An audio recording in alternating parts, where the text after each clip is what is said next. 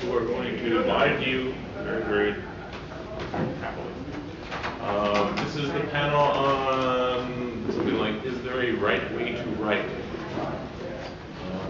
And before we begin introductions, I want to quote Rudyard Kipling, as one does on Sunday morning in Richmond. There are 29 ways of writing tribal lays, and every single one of them is right. Robert, would you start us off with a scintillating introduction? Well, an introduction at any rate.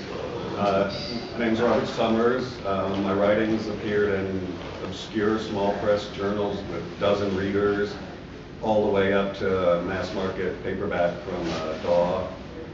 In real life, I've worked with some of the world's largest and some of the world's smallest publishing companies. My name's Alan Steele. I'm a guest of honor for this convention. I've been a professional science fiction writer since 1988. Before that, I was a journalist. And like Rob, I've worked with the largest and the smallest.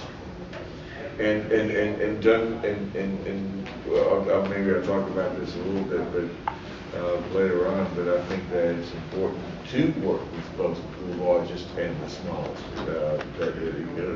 Even after you've gone over to so-called big time of working with a major publisher, you should always keep the small publishers, even the micro publishers in mind as you do all that too.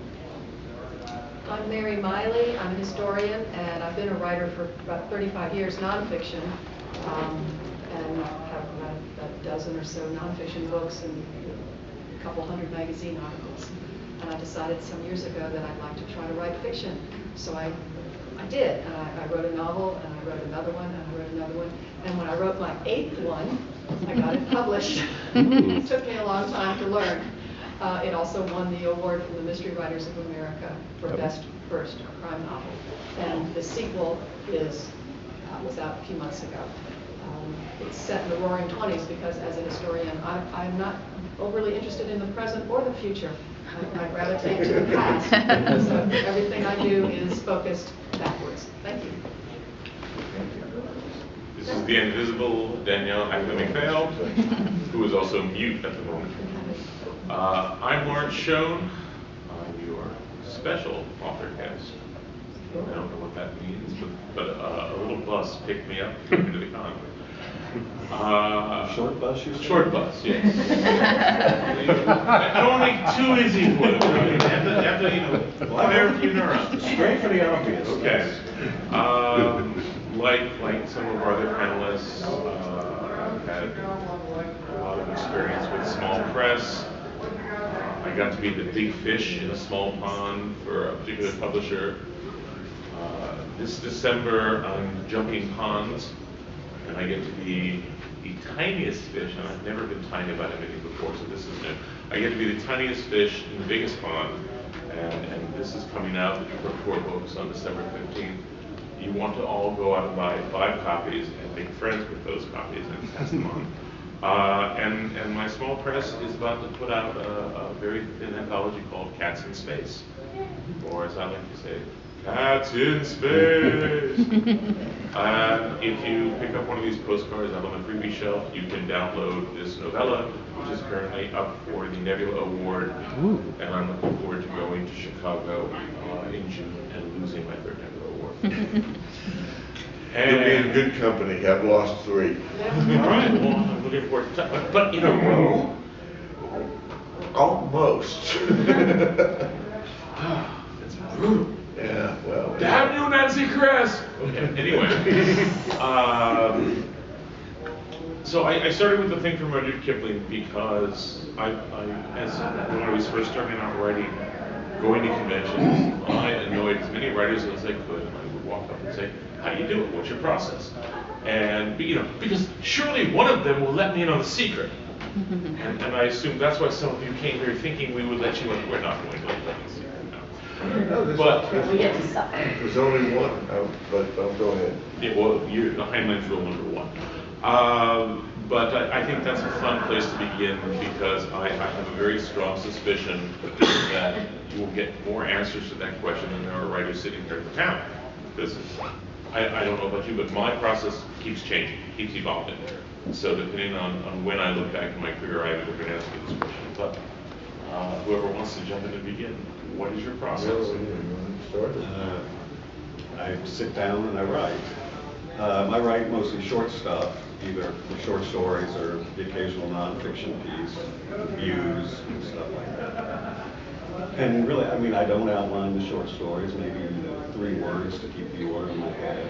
But the way I do it is different from a couple other people I know. It's like Steve Anzac, who's a guest here, and my wife, who recently sold a romance novel to a small company in Atlanta. They're both throw it on the page. Just crank out a first draft as fast as you can and just get it done. I don't work that way. I can't work that way. I've tried it because I was like, oh, that might be good, let's try that.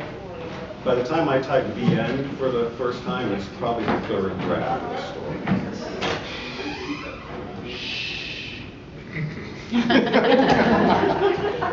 That's why we need a moderator. That's what it looks like. What do you call it? The Atrium? Maestro. So anyway, that's how I do it, is I revise as I go. Why is wrong? That's probably, I should leave now, shouldn't I? I think you're right with the Kipling quote about 4 in 20 ways. Because there is, I mean, for a while there, I used to collect writing techniques or writers' habits, and there were all sorts of interesting ones. You know, I thought the most interesting one that anybody ever told me was, I can't remember his name, not even a science fiction writer. He wrote, Robert Cormier wrote The Chocolate War. Once told me about his methodology, which was, Bob used to work in a newspaper office. He was a newspaper man. He worked at the Worcester Telegram. And after he sold his first novel, like I did, he pulled the plug on his journalism career and became a full-time writer. And he had this habit of, so he started, he'd sit down at the typewriter every day and put in a sheet of paper and then sit there and stare at it. And he just wasn't going anywhere, you know, he just, you know. And he couldn't figure out what was going on, and he suddenly realized that what was the problem was that he was missing the newsroom. He missed that he had always written in his a newsroom environment, and he missed that everything that was going on, that discipline. So he decided he substituted this, and what he would do is that he could get up in the morning, and you know he'd go have breakfast and send the kids off to school and all that, and then he would go upstairs. And he would put on a coat and tie and everything, and then he would walk downstairs to his office. And he'd walk in there, he'd put in his paper, he'd begin writing. And he would not number the pages, he would not put a title on it. When the page was finished, he'd take it out of the typewriter, he had a drawer open in his desk, and he would place it face down in the drawer, and then write the next page. And he had, and at 12 noon, he would stop work, he'd go back upstairs, he'd take off the coat, take off the tie, hang it up in the closet, and put on a sweatshirt and jeans and all that, and go about the rest of his day.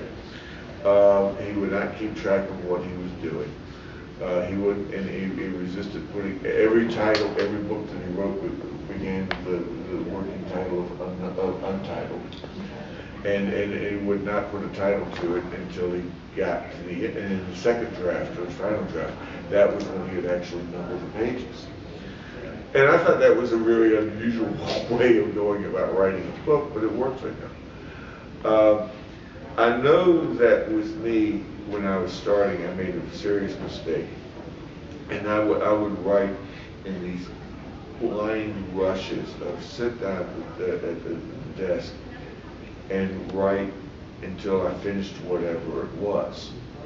And you know, if I start writing a short story, I wouldn't wouldn't leave the desk until I'd finished the story. And that even if it was 20, 30, 40 pages long. And so I would be up until the wee hours in the morning writing these things. When my first novel, I wouldn't leave the desk until I would write a chapter.